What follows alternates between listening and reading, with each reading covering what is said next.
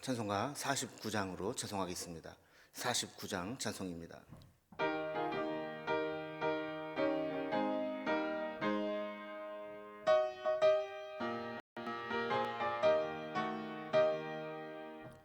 하나님이 언약하신 그대로 넘치도록 복을 내려주시고 마른 땅에 단비 내리시겠네. 11조 바칩니다.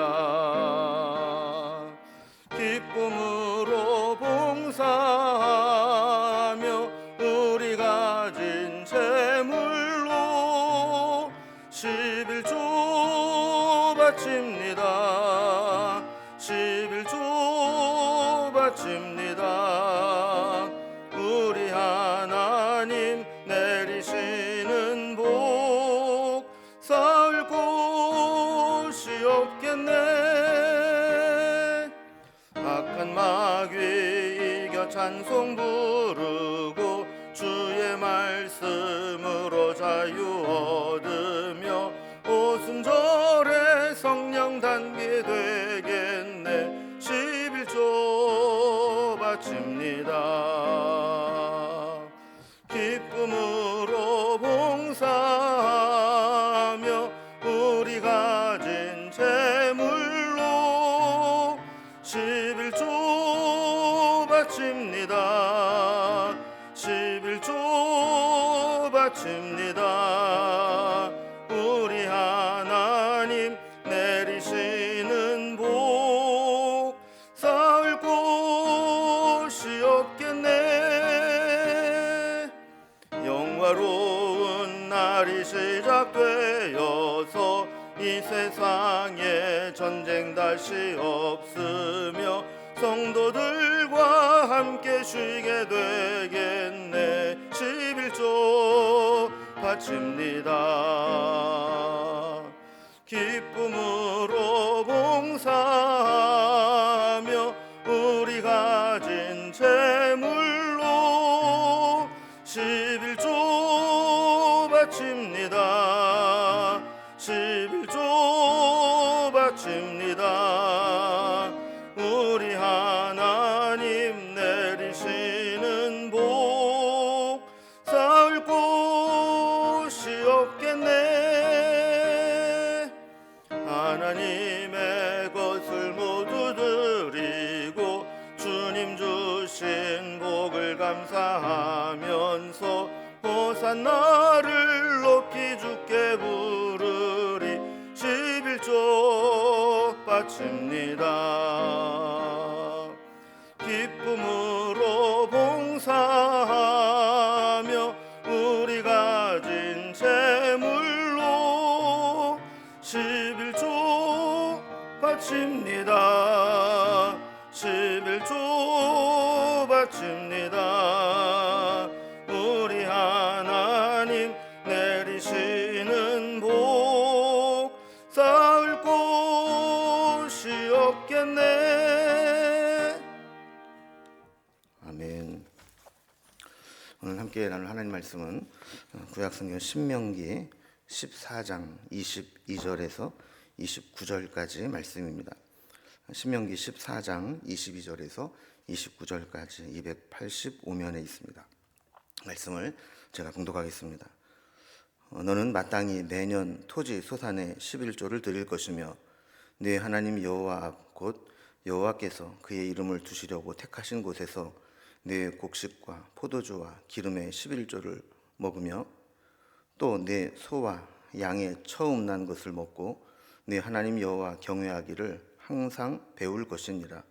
그러나 내 하나님 여호와께서 자기의 이름을 두시려고 택하신 곳이 내게서 너무 멀고 행로가 어려워서 네 하나님 여호와께서 그 풍부히 주신 것을 가지고 갈 수 없거든 그것을 돈으로 바꾸어 그 돈을 쌓아가지고 네 하나님 여호와께서 택하신 곳으로 가서 내 마음에 원하는 모든 것을 그 돈으로 사되 소나 양이나 포도주나 독주 등 내 마음에 원하는 모든 것을 구하고 거기 내 하나님 여호와 앞에서 너와 내 권속이 함께 먹고 즐거워할 것이며 내 성읍에 거주하는 레위인은 너희 중에 분깃이나 기업이 없는 자이니 또한 저버리지 말지니라.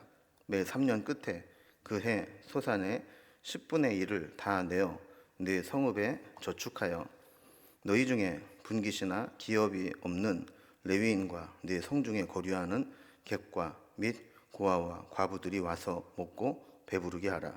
그리하면 네 하나님 여호와께서 내 손으로 하는 범사에 내게 복을 주시리라. 아멘.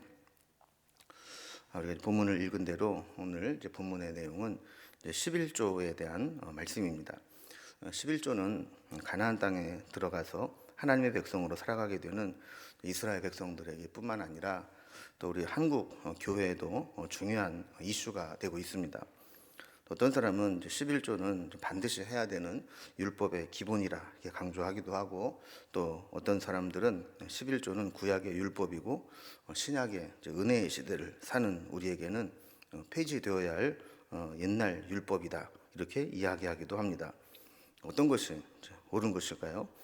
오늘 11조를 명하신 원리를 살펴보면서 11조 정신이 어떠한 것인가를 한번 정리해 보면서 우리 스스로 말씀에 비추어 11조에 대한 하나님의 말씀을 정리하는 시간을 가지면 좋겠습니다.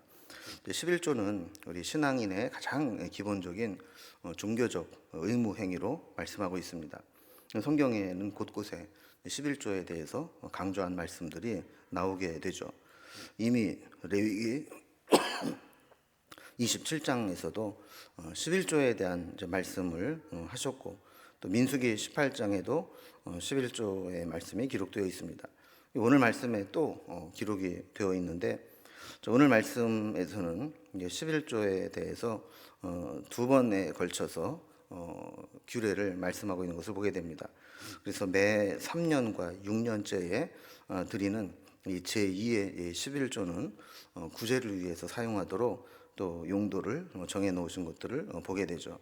오늘 본문의 이제 내용을 단락별로 구분을 해보면, 먼저 소산의 11조를 드려라 하는 이제 계명이 22절에서 27절까지 나오게 되고, 또 3년차와 6년차에는 11조의 용도가 다른 제2의 11조를 드려야 된다, 사용해야 된다 하는 내용으로 되어 있습니다. 그럼 먼저 첫 번째 이제 소산의 11조를 하나님 앞에 드려라 하는 계명을 좀 살펴보도록 하겠습니다. 22절에 보면 너는 마땅히 매년 토지 소산의 11조를 드릴 것이며 이렇게 시작을 하고 있죠. 가나안 땅에 들어가서 농사를 짓게 되면 수확을 하게 됩니다. 그 전까지는 이스라엘 백성들이 광야에서 하나님께서 내려주시는 만나를 먹고 살았기 때문에 농사를 짓고 수확하는 게 없었습니다. 그러나 이제 가나안 땅에서 농사를 짓게 되면 수확할 것이 생기게 되는데, 그때 이제 수확한 것에 매년 10분의 1을 하나님께 드려야 한다라고 말씀을 합니다. 이렇게 11조를 드리는 것은 우리가 마땅히 해야 될 일이라고 말씀을 하죠. 너는 마땅히 11조를 드릴 것이며 그랬습니다. 그러니까 우리 기본적으로 알 것은 이 11조는 선택이 아니라는 거예요. 우리가 하나님을 섬기고 헌신하게 될 때 우리가 때로는 선택적으로 해야 될 일들이 또 있죠. 그러나 어떤 경우에는 선택이 아니라 의무적으로 반드시 해야 될 것들도 있게 됩니다. 반드시 해야 될 의무가 바로 이제 11조 같은 규례죠. 레위기와 민수기에 보면 이 11조의 용도는 제일 중요한 용도가 레위인과 제사장들의 생계를 유지하는 데 사용하도록 했습니다. 민수기 18장에 보면 각 지파 사람들은 자기 지파에서 생활하고 있는 레위인들에게 11조를 바치게 됩니다. 레위인들은 따로 땅을 기업으로 받은 것이 없기 때문에 각 지파에 살고 있는 사람들이 자기의 소득의 11조를 드리게 되면 그 11조를 가지고 제사장들에게 또 바치게 되죠. 이렇게 해서 그 땅에 기업이 없는 레위인들과 제사장들이 그것을 먹고 생활할 수 있게 한 겁니다. 이게 이제 11조의 가장 기본이 되는 원리였습니다. 그래서 우리 교회에서도 우리 성도님들이 11조헌금을 잘 해주셔서 우리 교역자들과 교직원들이 교회에서 주는 생활비로 삶의 생활에 어려움이 없이 살게 되는 거죠. 자, 그리고 23절에 보면 11조를 구별해서 성전에 가지고 와서 그곳에서 모이도록 했습니다. 그러면 곡식과 포도주와 기름의 11조, 그리고 소와 양의 처음 난 것을 성전으로 가지고 와서 한 해 동안 풍성한 은혜를 주시고 수확의 기쁨을 주신 주님께 감사하며 축제를 벌이는 겁니다.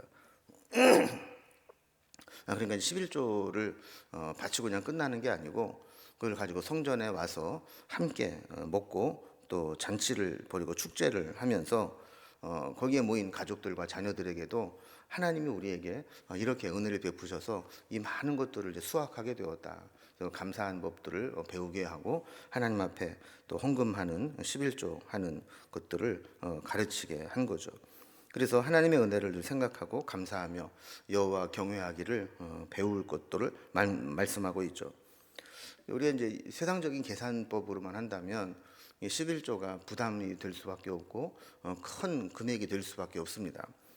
그래서 우리가 생각을 해볼 때 만약에 11조를 안 하고 그 돈을 차곡차곡 모아둔다면 꽤 많은 돈이 될 수 있을 것 같고 그만큼 우리의 삶이 윤택해질 것 같습니다. 그러나 성경은 우리에게 분명히 말씀하기를 우리가 그렇게 열심히 인간적으로 모으기만 한다고 해서 그것이 우리에게 부를 가져다 주는 것은 아니라는 거죠. 하나님께서 돈이 모일 수 있도록 은혜를 베풀어 주셔야 부자가 되는 것입니다. 11조를 떼어 먹고 그 돈을 모아서 놓으면 계산적으로 보면 그만큼 우리의 재산이 늘어나야 하는데 하나님께서 하라고 하셨으니 또 하나님을 기억하고 11조를 함으로써 단순히 경제적인 문제가 아니라 우리 신앙의 주권의 문제, 또 하나님의 말씀에 순종하는 문제, 하나님을 경외하는 신앙의 문제 이런 것들을 배우게 되는 계기가 된다라는 거예요. 그래서 11조를 하는 것도 사실은 이제 배워야 할 수 있습니다. 가능하면 어릴 적부터 신앙생활을 시작할 때부터 배워야 자연스럽게 하게 되는 것이지 나중에 은혜 받고 나서 하려고 하면 참 11조를 결단하기가 쉽지 않다는 것을 보게 됩니다. 24절에 보면 만약에 11조를 하러 성전에 가야 되는데 성소까지 너무 거리가 멀어서 물품을 가지고 그곳으로 가기가 어려울 경우가 생기게 되면 어떻게 되느냐. 25절과 26절에 보면 그걸 돈으로 바꾸어서 돈을 싸가지고 하나님이 택하신 곳으로 가라는 겁니다. 거기에서 원하는 것을 돈을 주고 사서 함께 먹고 즐거워하며 주님의 은혜에 참여할 수 있도록 그렇게 하라는 겁니다. 이것은 우리 인간들에게 편의를 봐주기 위한 말씀이죠. 사실 이제 멀리 있는 곳까지 사람도 가기 힘든데 살아있는 짐승이나 또 곡식을 가지고 이동을 하려면 하나님 앞에 바칠 그 제물이 상할 수도 있고 흠이 생길 수도 있습니다. 그래서 먼 거리를 이동하고 제물을 가지고 갈 때에는 이렇게 손상되고 분실될 수 있는 불편함을 줄이기 위해서 하나님은 이제 그걸 돈으로 바꾸어서 돈을 가지고 와서 또 돈으로 사서 하나님 앞에 제물을 드릴 수 있도록 했습니다. 나중에 이제 신약 시대에 보면 이런 하나님의 배려가 악용돼서 예수님 당시에 제사장들과 결탁한 장사꾼들이 성전 안에서 폭리를 취하고 가난한 사람들에게 더 많은 경제적 부담을 주는 그런 상황까지 간 것이죠. 또 27절에 보면 이렇게 11조를 드리면서 하나님 앞에 축제를 벌이게 될 때 주의 종들 또 레위인들에 대한 배려의 말씀을 해주십니다. 그래서 네 성읍에 거주하는 레위인은 너희 중에 분깃이나 기업이 없는 자이니 또한 저버리지 말지라 이렇게 말씀을 하죠. 우리 12지파가 가나안 땅에 들어가서 지파별로 다 땅을 분배를 받게 되는데 유일하게 땅을 지파별로 받지 못한 그 지파가 레위 지파죠. 다른 지파들은 땅을 분배받아서 거기에서 농사를 짓든 목축을 하든 해서 이 소산물에 수확이 생기게 되는데 레위 지파에는 그런 땅을 받지 못했기 때문에 그 지파 사람들이 11조를 드려야 그것으로 생계를 유지할 수 있게 되는 겁니다. 그래서 만약에 11조를 하지 않게 된다면 하나님을 기업으로 삼고 살아가는 레위인들이 그냥 무책임하게 굶게 되고 생계가 어려워지는 것이죠. 갈라디아서 6장 6절 말씀에서도 보면 가르침을 받는 자는 말씀을 가르치는 자와 모든 좋은 것을 함께하라 그랬습니다. 그러니까 말씀을 가르치는 사역자와 말씀을 받는 자가 좋은 것을 함께하라는 것이죠. 그래서 주의 종들은 성도들이 채워주지 않으면 세상에서 뭐 일을 하거나 소득을 얻을 수 있는 것이 없습니다. 그래서 성도들이 열심히 헌금을 해주고 또 좋은 것들을 나눠주어야 그것으로 살 수 있는 거죠. 그래서 이 세상에서 어떻게 보면 가장 소중한 말씀을 가르쳐주고 말씀을 공급해 주었으니 가르침을 받는 자들은 세상에서 그들이 얻은 그런 귀한 거 좋은 것들을 함께 나누라 하는 말씀입니다. 자, 이렇게 하나님은 11조에 대한 예물을 바치고 하나님 앞에서 은혜를 나누도록 했을 때 특별히 주의 종들도 거기에 소외됨이 없이 그것을 함께 나눌 수 있도록 배려하는 것을 보게 됩니다. 두 번째 이제 28절과 29절에 보면 이제 11조의 용도가 그런 첫 번째 용도와는 다른 두 번째 11조를 드리라 하는 것을 보게 됩니다. 그래서 우리가 일반적으로 알고 있는 11조 외에 28절 말씀을 보면 매 3년 끝과 6년 끝이 되는 때 3년과 6년이 될 때 거두게 되는 것은 이제 성전에 가져가서 바치지 말고 성읍에 저축해 두었다가 그것으로 구제용으로 쓰라 이렇게 말씀을 합니다. 29절에 보면 그렇게 모은 것으로 분깃이나 기업이 없는 레위인 또 성에 거류하는 객, 고아와 과부들이 와서 먹을 것이 없을 때 그들에게 먹을 것을 주고 배부르게 하는 용도로 사용하라고 말씀을 하는 겁니다. 그래서 이렇게 하나님 앞에 바친 이 11조를 3년마다 이렇게 모아서 그것을 성전에서 뭐 잔치를 하고 하나님 앞에 예배드리고 하는데 쓰는 게 아니고 경제적 약자를 위해서 그것을 나누라는 거죠. 오늘날로 말한다면 이제 구제용으로 그것을 사용하라 하는 이제 그런 말씀입니다. 우리가 이제 그렇게 순종해서 하게 되면 하나님께서는 우리가 손으로 하는 범사에 복을 주겠다고 약속을 해주시는 겁니다. 그래서 범사의 여호와를 경외하기를 배우고 섬기는 삶을 살아가게 될 때 하나님은 그의 손으로 하는 범사에 복을 그치지 않게 하셔서 계속해서 이 복된 삶을 살아가게 해주겠다고 약속해 주시는 겁니다. 이런 말씀을 정리해 봅니다. 11조를 우리가 어떻게 받아들이고 해석을 해야 될 것인가 그랬을 때 사실 11조는 하나님의 경제적 주권을 인정하는 가장 기본적인 신앙의 의무다 이렇게 볼 수 있습니다. 성도들이 11조를 해야 교회가 운영될 수 있고 또 주의 종들이 생활을 할 수 있고 또 교회의 어떤 여러 가지 사역들을 통해서 선교나 구제나 또 교육이나 이런 일들이 이루어질 수 있게 되는 겁니다. 그래서 어떤 분들은 너무 무책임하게 유튜브나 이런 것을 통해서 11조를 하지 않아도 된다 이렇게 말씀을 하는데 그러면 교회는 어떻게 움직일 수 있는가 운영이 되는가 여기에 대한 대안이 있어야 될 텐데 그런 대안은 생각하지 않고 그냥 무책임하게 11조 하라는 것은 신약에 잘못된 것이다 이런 식으로만 얘기를 하게 되는 경우가 있게 됩니다. 그럼 만약에 우리가 하나님의 이 경제 주권을 우리가 100% 인정하고 우리의 소득과 우리 재산을 나는 이 모든 것은 하나님 거야. 하나님의 뜻을 위해 쓸 거야. 뭐 굳이 11조 안 하더라도 나는 그 이상으로라도 하나님이 원하시고 필요하실 때 나는 내 모든 전 재산도 바칠 수 있어. 이런 마음으로 살아간다면 뭐 굳이 11조를 의무라 생각하지 않아도 될 것입니다. 그러나 대부분의 사람들은 그렇지 못합니다. 물질의 욕심도 있고 더 가지고 소유하고 쌓아두고 싶은 그런 욕망을 다 가지고 있죠. 자, 그런 사람들에게 적어도 우리가 10의 1조를 하나님의 것으로 구별하여 바치면서 1차적으로는 우리의 모든 물질의 주인이 내가 아니라 하나님이라는 사실을 인정하게 하고 또 2차적으로는 그것을 교회의 11조를 함으로 인해서 교회가 운영되고 또 예배하고 또 교회에서 하는 여러 가지 사역들이 있지 않습니까? 전도하고 선교하고 봉사하고 또 교육하고 교제하고 하는 이런 데 필요한 그런 모든 재정들이 다 이런 하나님 앞에 드린 예물로 이루어지게 되는 것이죠.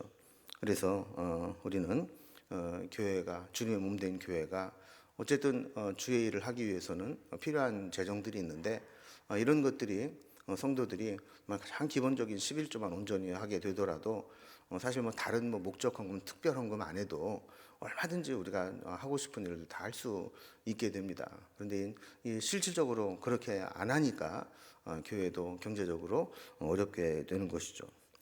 물론 오늘 말씀을 보면 11조는 드리는 곳에만 강조점이 있는 것이 아니라 사용하는 곳에서도 분명한 강조점을 가지고 있습니다.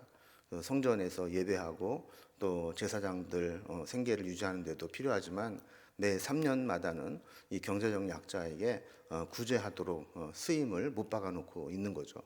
자, 이런 것들을 보면 교회도 이 11조의 정신을 가지고 재정을 잘 집행하려고 하는 노력이 있어야 됩니다. 그래서 드리는 자는 드리는 자대로 말씀에 순종해서 드리게 되고 또 이 예산을 집행하는 교회는 교회대로 11조의 정신을 살려서 이렇게 사회에 하나님의 사랑을 함께 나누는 그런 재정 집행도 온전히 이루어져야 된다라는 것을 우리에게 가르쳐주고 있습니다. 오늘 제 11조에 대한 말씀을 살펴보았는데 우리에게도 정말 11조의 말씀을 잘 실현하고 있는지 실천하고 있는지 돌아보면서 11조를 통해서 하나님이 주시고자 하는 은혜를 우리가 다 누릴 수 있기를 주님의 이름으로 기원합니다. 기도하겠습니다. 하나님 아버지, 하나님께서는 이스라엘 백성들에게 그들이 가나안 땅에 들어가서 농사를 짓게 되고 소득이 생기게 될 때 10의 1조를 하나님께 구별하여 바치면서 경제적 주권이 하나님께 있음을 인정하고 고백하는 훈련을 하도록 했습니다. 온 식구들이 함께 성전에 올라가서 함께 드린 예물을 또 나누면서 그것들을 가르쳐 지키게 했던 것들을 보게 됩니다. 우리에게도 이 돈이 하나님처럼 바뀌지 않게 하여 주시고 돈의 우선순위와 주권이 하나님께 있음을 우리가 고백하며 살아갈 수 있도록 인도하여 주옵소서. 또한 이 11조를 모으게 되는 수많은 교회들이 있습니다. 그 교회들이 헛된 곳에 재정을 사용하지 않도록 간섭하여 주시고 또 11조의 정신을 잘 살려서 우리 하나님을 예배하는 것과 그리고 경제적 약자를 구제하는 이 모든 일에 균형 있게 잘 사용할 수 있도록 은혜를 베풀어 주시옵소서. 오늘도 우리는 말씀대로 순종하는 삶을 살아가게 하시고 또 주님께서 우리에게 주겠다 약속하신 복을 누리며 살아가는 우리의 삶이 될 수 있도록 인도해 주시옵소서. 오늘도 우리와 함께 하실 주님을 찬송하고 또한 우리 기도에 응답해 주시기를 소망하며 예수님의 이름으로 기도드리옵나이다. 아멘. 이제 각자의 기도 제목들로 자유롭게 기도하시겠습니다.